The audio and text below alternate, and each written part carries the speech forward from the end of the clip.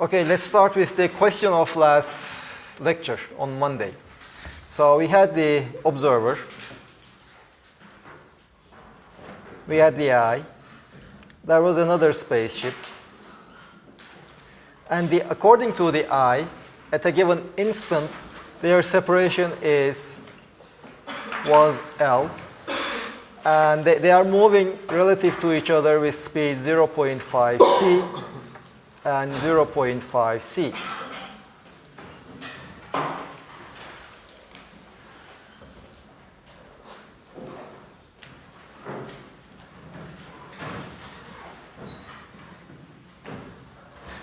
And now we said that the spaceships will collide after a time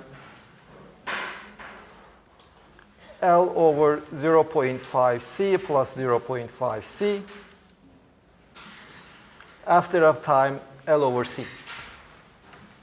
And now we said, okay, let's see what the observer in one of the ships will see.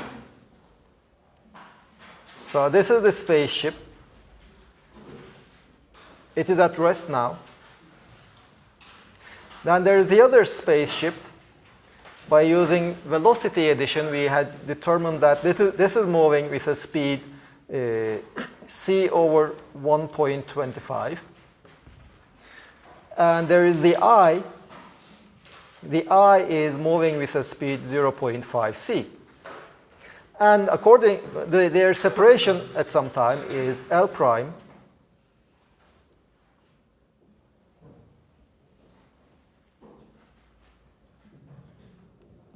L prime is measured by the observer. And so the collision time was L prime over c over 1.25, or 1.25 times L prime over c. So these are the observations. Now the question is, how do we translate these observations made by one observer to the other observer? So one problem we had was, well, according to the observer, the length L should contract. So L prime, we said that L prime should be equal to 0.75 L. Now, square root of 0.75 L. We use the length contraction formula. But it turned out that this is wrong. It turned out that L and L prime are actually related by L is equal to 0.75 L prime. So why was this wrong? Why is this the correct expression? Given a problem, how can you determine them? What was our mistake when we claimed that this should be so? So let's see. Now, you see, length contraction, when we were discussing length contraction, we were saying that if we know the length of the object in its rest frame, then its length in a different reference frame would be contracted by this famous square root sign, square root factor. Let's say if this satisfies that condition. You can say that, okay, there is this point, according to the eye, and there is this other point, let's say point 1 and point 2, according to the eye. So the eye will measure that length and measure L. The point P1 and point P2 are at rest. So it seems that everything is satisfied. So when you look at the observer should see that the distance between P1 and P2 to be contracted. According to the observer, let me write the distance between P1 and P2 is equal to 0.75 L.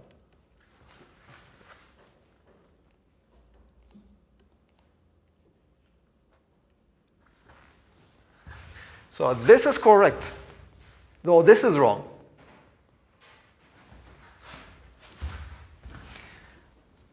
Okay, now the objections.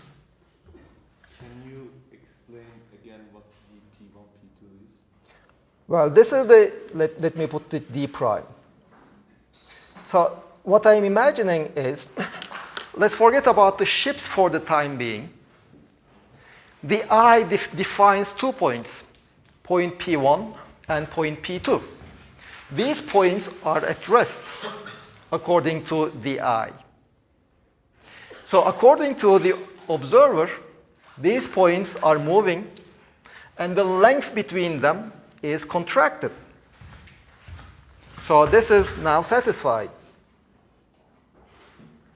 So this d prime is the length between the point P1 and P2. And that length is 0.75 times L.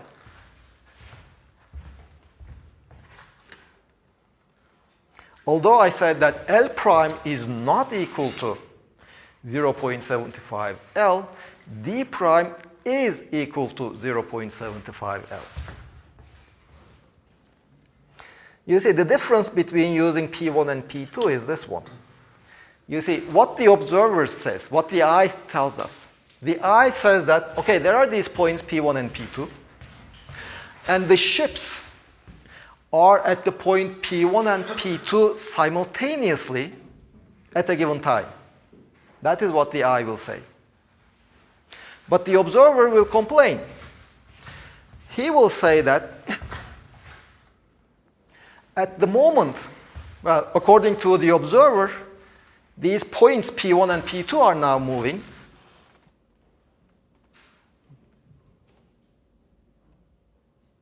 This is with a speed 0.5 c. This is the point P1. This is the point P2 with a speed 0.5 c. The distance between these points, according to the observer, is d prime P1, P2. So what this observer will complain is that, okay, this observer will still say that this distance is contracted relative to the eye, and the correct expression is this one. But what he will complain is that at the instant that P1 passes by, just next to him, the ship is not at the distance 0.75 L. The other ship is not next to the point P2. That is what the observer will tell me. Because you see, the thing that is changing is the concept of simultaneity. The eye tells me that the ships, at some time, both ships simultaneously were next to those points. But the observer will say, no, they are not simultaneously between those 2 points, next to those 2 points. That is where they will disagree. Hocam, sorunun başında direkt gözün gözünden diyebildik ki yani L bölü 0.5 artı 0.5 çünkü iki ölçümünü gözün kendisi yapıyordu. Yes. Sonra sorunun öteki tarafında velocity addition yaptık. Ama velocity addition'ın en temel kuralı hareket eden kişinin kendi hızını ölçtüğü ve karşı tarafın kendi hızını ölçtüğünün toplamları değil mi? Ama yine de ayın ölçtüğü hızları almak. No, you see, how did we do the velocity addition over here? We know the speed of the eye, and then we know the speed of the spaceship relative to the eye. So we are just summing the speed of the eye and the speed of the eye relative to the observer, and the speed of the ship relative to the eye. Ama onların hepsi ayın ölçümleriydi zaten. No. This observer measures the speed of the eye to be 0.5 c in the opposite direction. This measurement is done by the observer.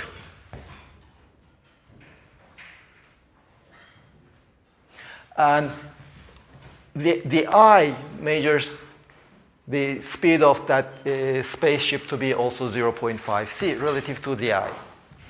So I'm now combining these two expressions. Bir şey daha sorabilir miyim? Hocam, göz için aynı anda olan iki tane event var. Ama bir tane spaceship için öyle değil. O zaman bunların zamanları senkronize değil. Zamanlarını senkronize etmeden nasıl direkt length contraction? You see, the concept of simultaneity is frame dependent. So the concept of synchronization is frame dependent. So if you synchronize your clocks in one reference frame, they will not be synchronized in the other reference frame.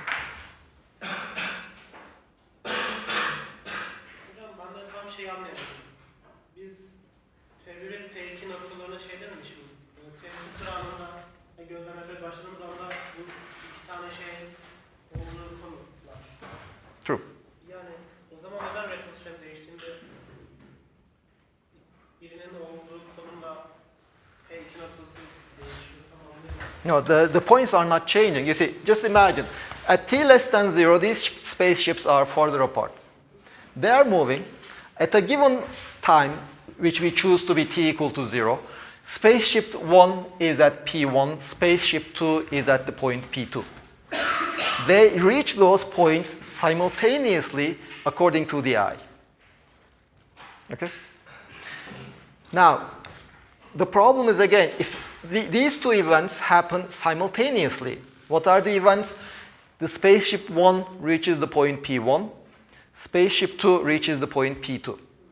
These two events are simultaneous in the reference frame in which the eye is at rest. But these two events will not be simultaneous in the reference frame of the observer, which will basically mean that at the moment P1 is next to next to the observer, the other spaceship will not be at the point P2. So this distance between P1 and P2, remember what the question I am asking is, when will they collide? So according to this observer, the length between the observer and the other spaceship is not the contracted length distance between P1 and P2. Because at t equal to 0, the other spaceship will not be next to P2. That is why, although this is correct, this is just the contracted length, this is not correct. When P1 is next to my observer, the distance of the other ship is not equal to the distance between P1 and P2. So that is why we cannot use this relationship. But this is correct still. This is not. So if you want to determine when this ship will collide, we have to determine, or if you want to compare these measurements, let's say, if you want to compare, remember, what is L prime? L prime, well, let me just change my drawing a bit.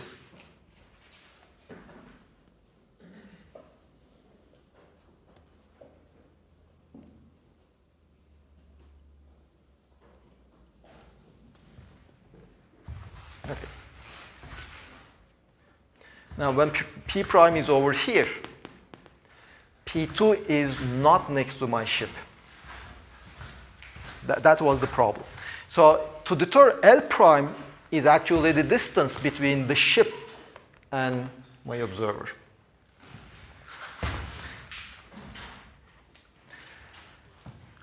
Well, let's see what is L prime. We had already written L prime. L prime is 0. Well, let's say L prime over D prime. This is 1 over square root of 0.75. And D prime is square root of 0.75. So this is a 1 over 0.75. This is larger than 1. So the ship is further away than P2 prime. This is what it's telling me. Now then the next question. We had said that length contraction, contracting the length from the observations of O to the observations of O prime, no, from the observations of O to the I, doesn't work. And it does work, but we have to be careful about what we are calculating. When we are length contracting, we are not calculating the distance between these two ships. Then we can ask the other question, why does it work the other way around? Meaning that if we know the measurements, the distance between the ships according to the eye, if we know L prime, now according to the observer, then length contraction formula just works if you want to convert it to the measurements of the observer. Yes? So using this, the L prime just doesn't work, but we converted the instance that ships are on P1 and P2 into that, aren't we? Yani bu L prime şeyi çalışmadığı için, yani olmadığı için hesaplattığımızdan dolayı biz bu P1, P2'yu hani ayın o iki geminin iki noktada olduğu an olarak yapıp o uzaklığı şey yapmış olduk. Aslında L prime'ı değil yani. Yes, yes. So we are just defining some other distance according to the observer, to the eye. We are just transforming that.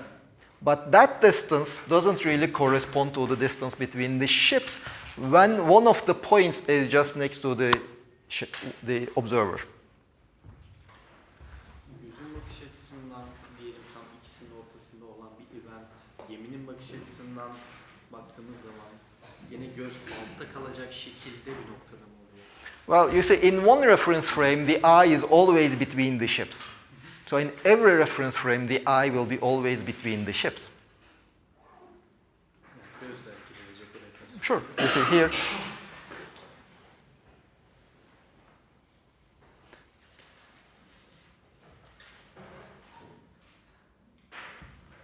The eye is moving. The ship is also moving.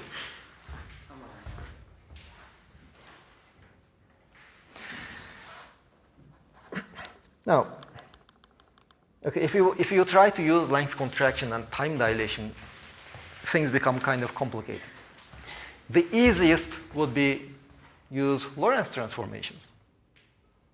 That's the easiest. Now let's try to apply the Lorentz transformations and let's see how it works. So of course, we have to define two events. You see, if you remember the Lorentz transformations, let me just rewrite them.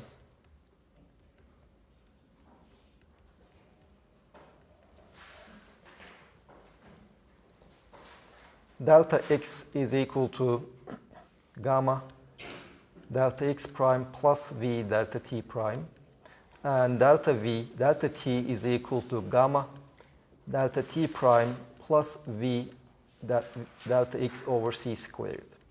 This is delta x prime. Or delta x prime is equal to gamma delta x minus v delta t, and delta t prime is equal to gamma delta t prime this is delta t minus v over c squared delta x. Now both of these, I mean, if you just interpret these symbols in the form, okay, delta x prime is the separation between two events measured by the other reference frame. Delta t prime is the separation in time of these two events in the other reference frame. And v is the speed of the velocity of the other reference frame relative to the original reference frame. So both of these expressions, if you just interpret them in terms of these, they are identical equations. So we have to identify first two events so that we will be talking about the separation of the events and the time difference between those events. Well, the easiest one to identify is, let's say, the eye. Let's start with the reference frame of the eye. Let's imagine that we will be making a Lorentz transformation to the reference frame of the O. Or let's go the other way around, sorry. Let's not confuse the primes and the rest. So we have to define first two events. So let's say event 1. This is let's say the other ship, the second ship,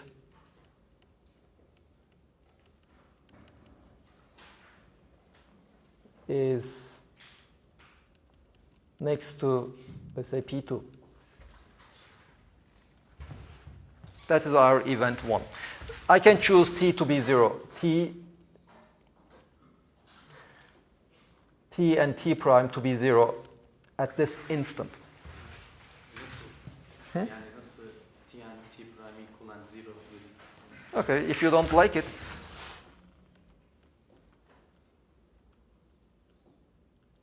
this is t initial and t initial prime.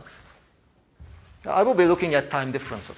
So at the end of the day, it's just how you define your origin. In every reference frame, you are free to choose your origin of events, or origin of time. Now, in the reference frame of the O, what we call event is position and time. So where did it happen? No, let's write it with the I. Well, let's go to the reference frame of the O. Let me just choose this midpoint to be the x is equal to 0 axis, and this is my positive x line. So that event happens at the point, at the time, at the position L over 2. L over 2, this is the position, and the time is Ti. According to the observer in the ship, let's just call that position to be L prime. Well, according to the observer, I will just pick my x prime is equal to 0 line to be at the position of my observer, and this is my positive x prime axis. So that event, let's say, at the time Ti prime, the ship is at a distance L prime, and the time is Ti prime.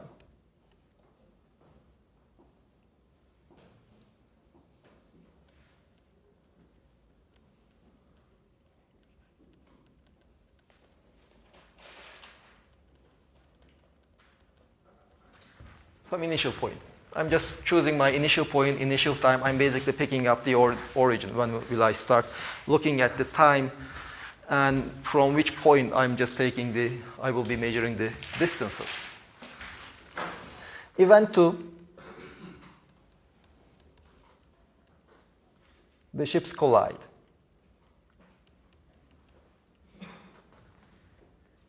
So according to the I, the ships will collide at the point 0 at the time Tf.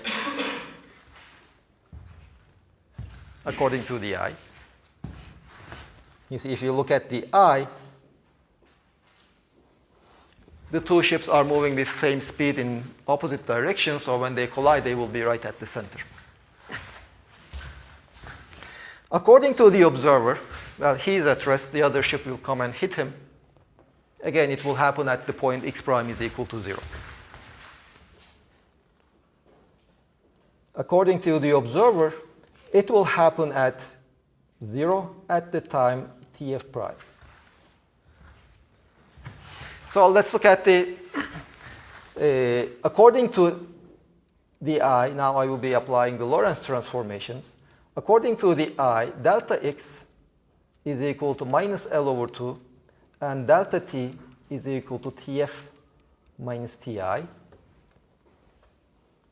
And according to the observer, delta x is equal to minus L prime, and delta t is equal to Tf prime minus Te prime. Now, what we will be interested in, one thing is, well, how long it takes for each one of these observers. Well, according to the I, we already know that it should take L over C. According to the observer, it should take delta T prime should be 1.25 L over C. This is what we had concluded. No, L prime over C, sorry.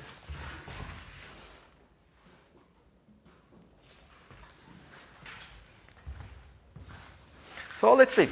Let's go from the I to the observer. Now this is delta x prime. What is delta x prime? Now I'm applying the Lorentz transformations. It should be gamma delta x plus v delta t, which is gamma.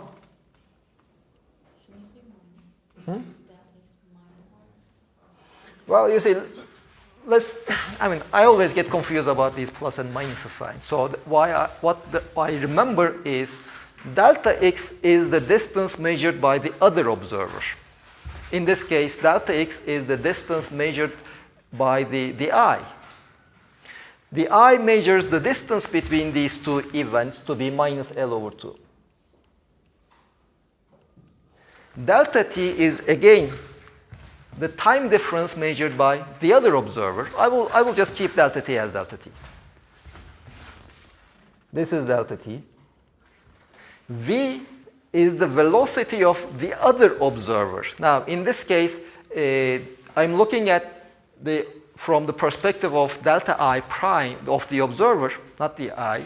The eye is moving with a velocity minus 0.5 c.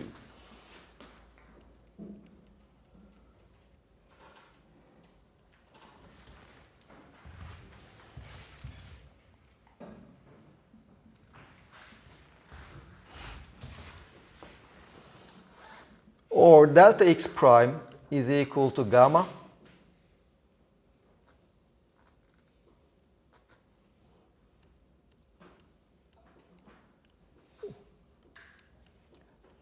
minus L over 2 minus 0.5 c delta t.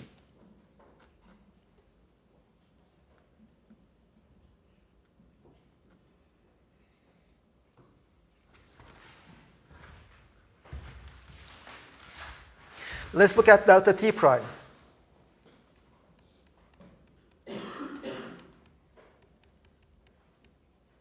It's just a recipe for whatever he found. Yeah, you see, what we are trying to do is, what we write over here for delta t and for delta t prime, etc., what we write is actually true, correct. If you just, because what we are writing over here, over delta t prime and over delta t, is just in one reference frame. There's no problem there. But then the problem is we have two measurements, two scientists doing an experiment, let's say, and they want to compare their results. And when they bring their results together, they will be completely off. For example, one will say that the collision happened in 10 minutes, the other one will say that the collision happened in 12 minutes. So the question is, are they wrong or are they both correct? To determine that, we have to first translate the observations made by one observer to the observations made by the other observer. That's what we are trying to do. Okay, this is gamma. No, this is wrong. This is delta t plus v over c squared delta x. Well, delta t is just delta t. Plus v is minus 0.5 c divided by c squared. Delta x is just minus L over 2.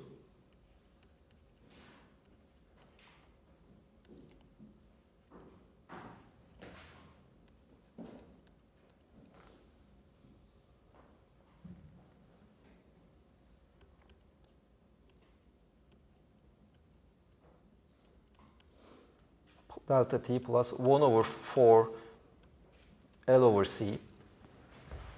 Now, remember what was delta t? It was L over c itself. So delta t prime should be gamma delta t plus 1 over 4 delta t, because this is delta t. And this is equal to 5 over 4 gamma delta t. Well, here I can also do the same thing. Delta t was just L over c.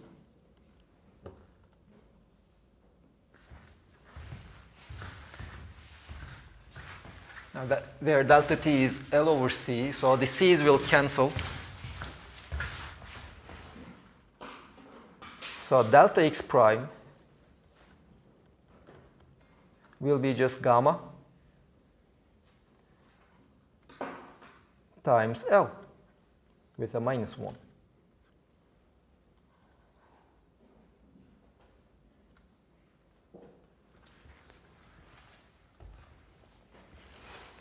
And in fact, essentially that's our Lorentz contraction. You see, we have delta x, which is, you see, delta x prime, which is minus L prime. This is equal to, from this expression over here, minus L times gamma, minus L over square root of 1 minus v squared over c squared, or L is equal to square root of 1 minus v squared over c squared times L prime.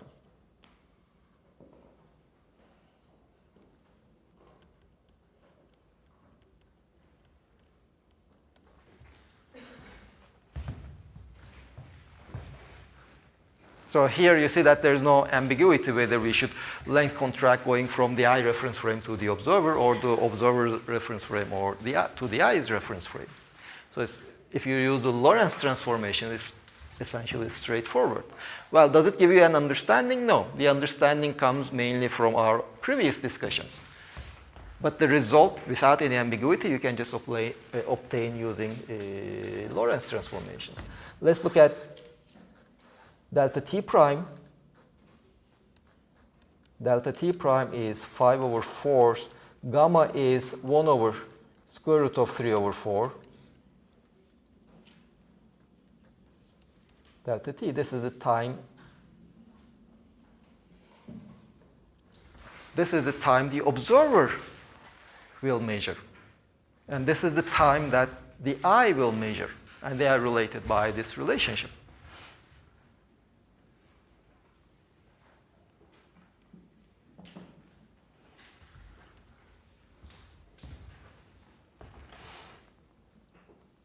Now, any last questions on this problem?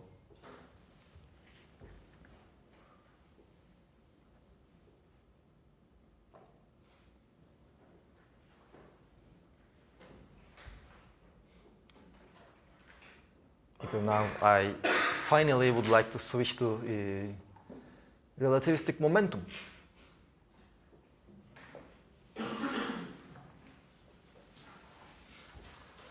Okay.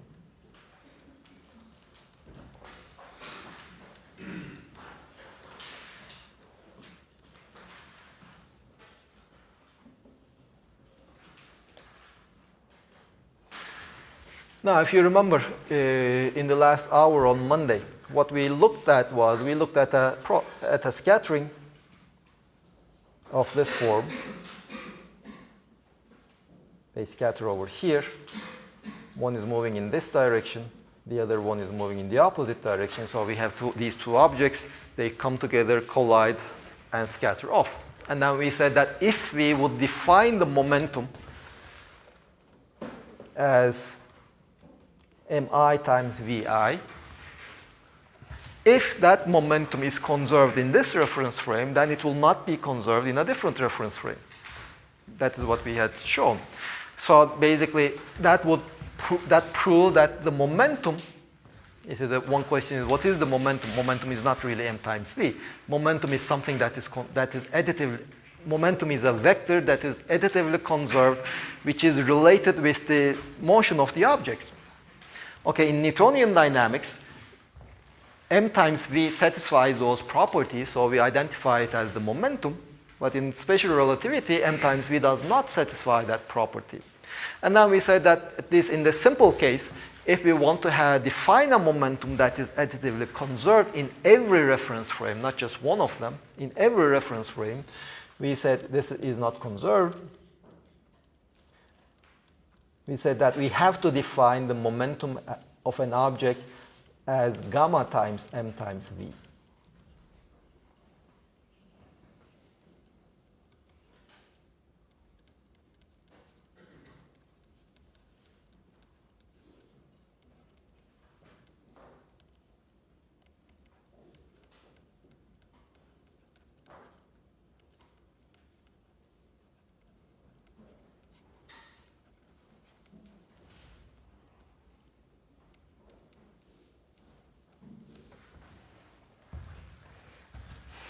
But there was still a problem.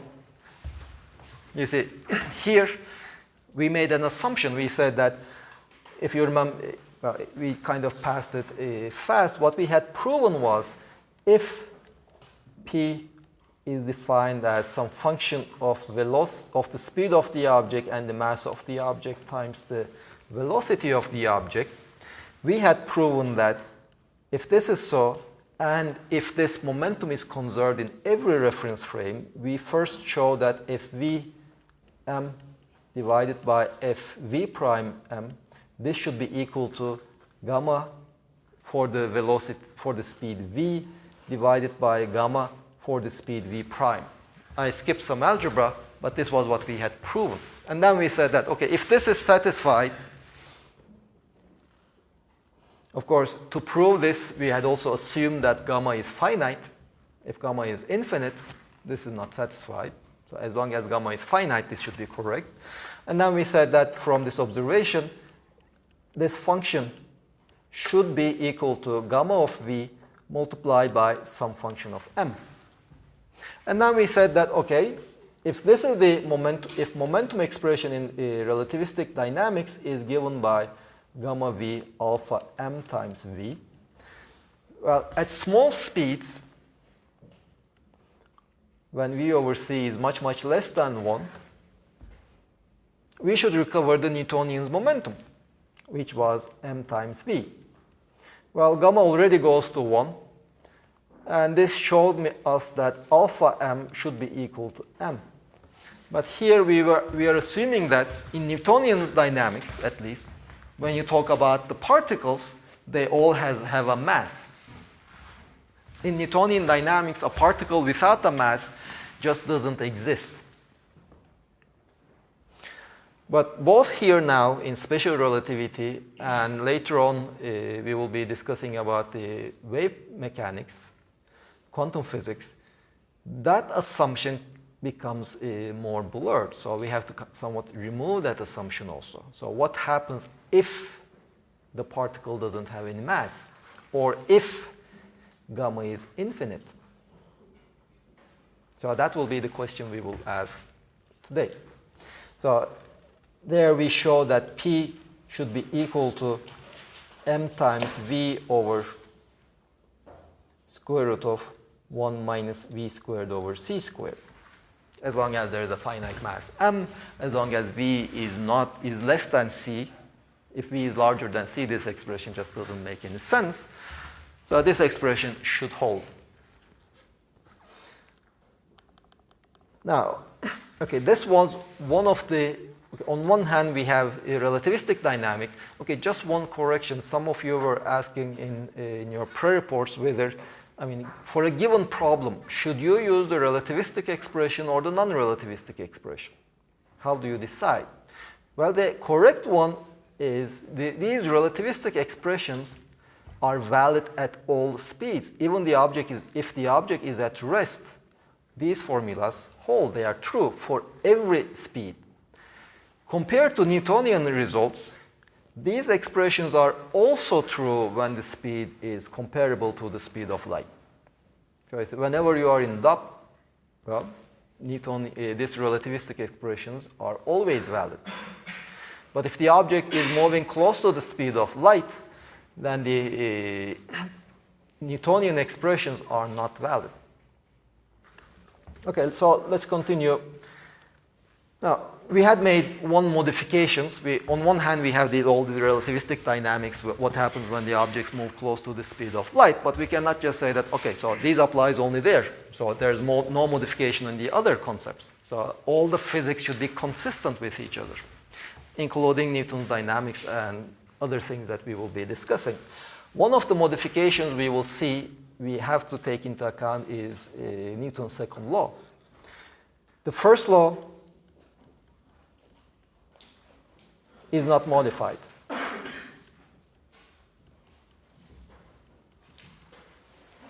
It is essentially the definition of the what we call an inertial reference frame. The third law is also not modified. It's just the law of action and reaction.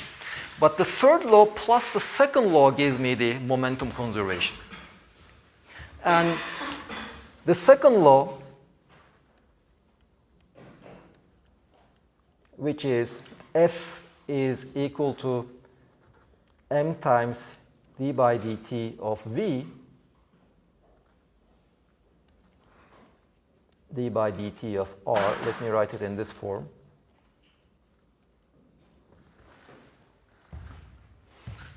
Well, we should modify this somehow, because this law plus the third law tells me that momentum should be mass times the velocity. There's no gamma factors appearing over there. But if I want the second law plus the third law to give me momentum conservation, you see the second law is also this one. And plus the third law gives me momentum conservation. Yes. Second law'un ifadesini o kadar açık yapmanın sebebi var mı? Well, you see that second law should be modified somehow. How do we modify? Well, you see there are ones. There is a 1 over there, there is a 1 over there, there is a 1 over there. So in principle, I can modify all these ones with something else that becomes 1 in the non-relativistic limit. Well, gamma goes to 1 in the non-relativistic limit. Because in principle, if for some reason I put some gamma over here, or over here, or over here, or more than one gammas, that law still reduces to the Newtonian limit in the non-relativistic case. So a priori, I don't really know what the Newton's second law should be. But now I will use this argument. Momentum conservation comes from this expression of Newtonian dynamics plus the third law. Because if I have two particles, the forces that they exert on each other will be just opposite in direction. So if the force is opposite in direction, the momentum lost by one of them will be gained by the other one. So if I insist on momentum conservation, Newton's second law should have this form, whatever the form of P is. So this expression of Newton's second law is always valid, whether you are in the non-relativistic limit or in the relativistic limit. But of course, you have to put in the correct expression of the momentum. But now we have the correct expression of momentum. So the Newton's second law is now this one.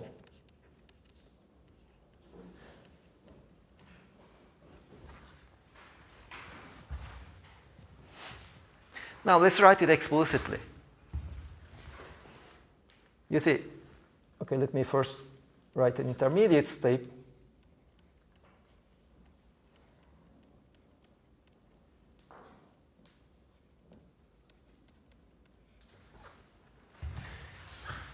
This gamma changes due to two factors.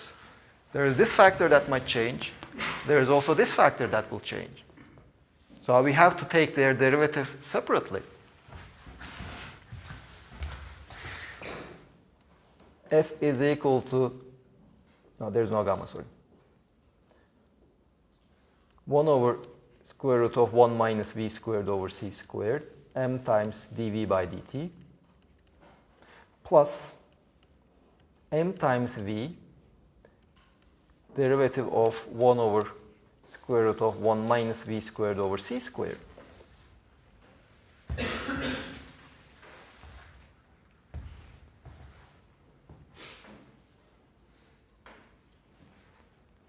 Well, Newton's second law, besides being F is equal to the rate of change of momentum, also defines, well, F is proportional to the acceleration, also defines the mass. If you remember the expression of Newton's second law, it says that the acceleration of an object is directly proportional to the force acting on it and inversely proportional to the mass. Well, what is the mass? It is defined in Newton's second law. Given a force, you measure the acceleration, and they should be proportional to it, and the proportionality constant is just 1 over m. But now it doesn't hold anymore, that definition of mass. You see, the acceleration, the force, one part of the force is in the direction of acceleration. Fine. So you might be tempted to say that, okay, if the force is proportional to acceleration, and the coefficient we can identify as the mass. But then we have the other part, which is in the direction of the velocity. So this definition of mass just doesn't hold. But even Einstein, at the beginning, defined this quantity to be the relativistic mass. So as v increases, v approaches close to the speed of light, the mass of the object increases. Well, the mass of the object does not increase with speed, the current definition of the mass, let's say. The current definition of the mass is constant. It is independent of the speed of the object, and hence it is independent of the reference frame of the object, of the reference frame where you are making the observation. That is how we define the mass. Another related concept, which is not the identical concept, is the inertia of an object. And the inertia of the object is its resistance to change in the velocity. The faster an object moves, the larger its inertia will be, but not its mass.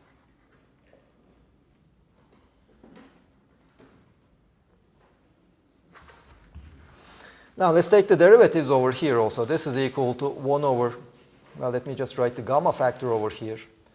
Gamma m times a plus m times v. Well, if I take the derivative, there will be a factor minus 1/2, 1 over 1 minus v squared over c squared to the power 3/2 times minus 2 v dot dv by dt divided by c squared.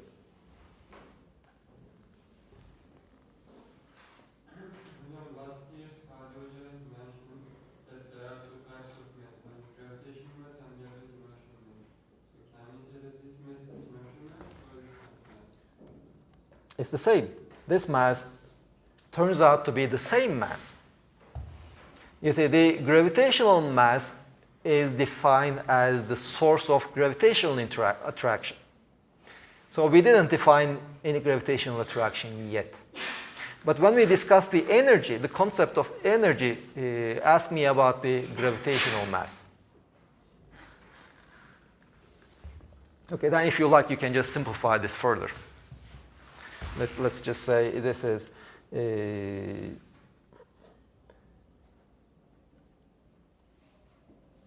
gamma ma, this minus cancel, these two factors cancel, plus m times v times gamma cube,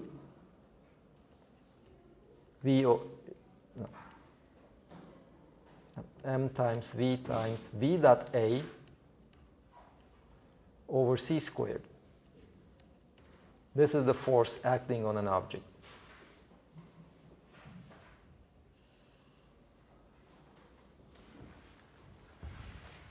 For example, you can simplify this further. For if the speed of the if the force is, let's say, perpendicular to the object, then if the acceleration is perpendicular to the speed here, then that will be 0, and you are left with this one. But if it's not, yes, the force both has a component in the direction of acceleration and in the direction of the velocity of the object. So defining the mass through a definition like the second law of dynamics doesn't really hold anymore.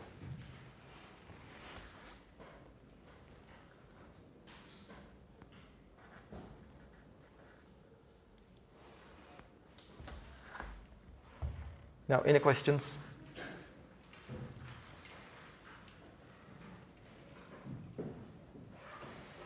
Okay, let's give a 10-minute break.